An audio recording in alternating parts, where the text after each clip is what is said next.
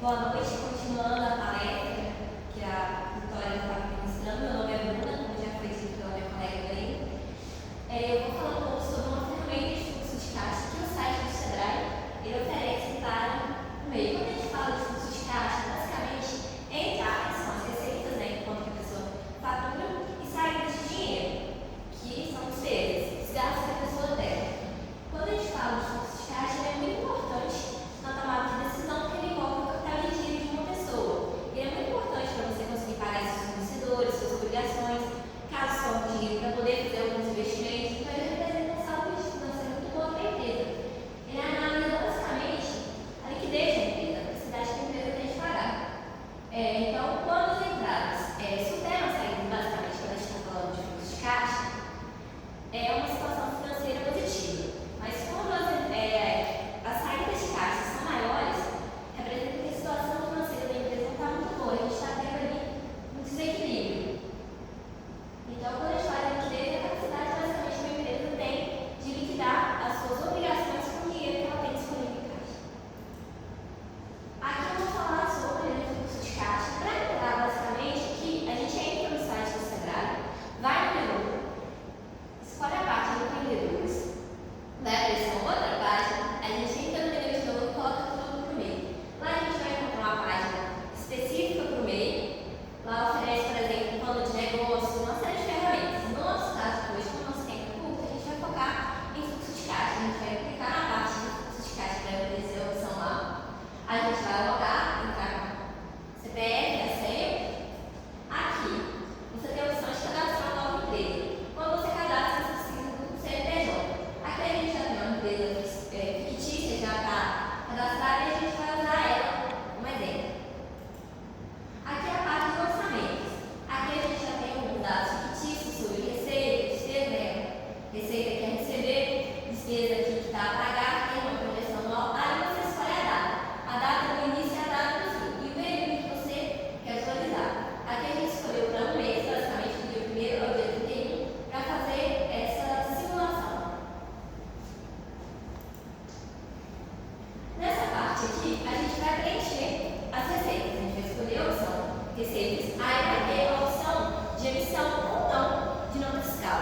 O MEI, quando ele está vendendo para a pessoa jurídica, ele é obrigatório emitir nota fiscal. Quando ele está emitindo para a pessoa física, é opcional, dependendo se a pessoa vai querer ou não, porque o Código do Consumidor define que a pessoa tem direito à emissão de nota fiscal.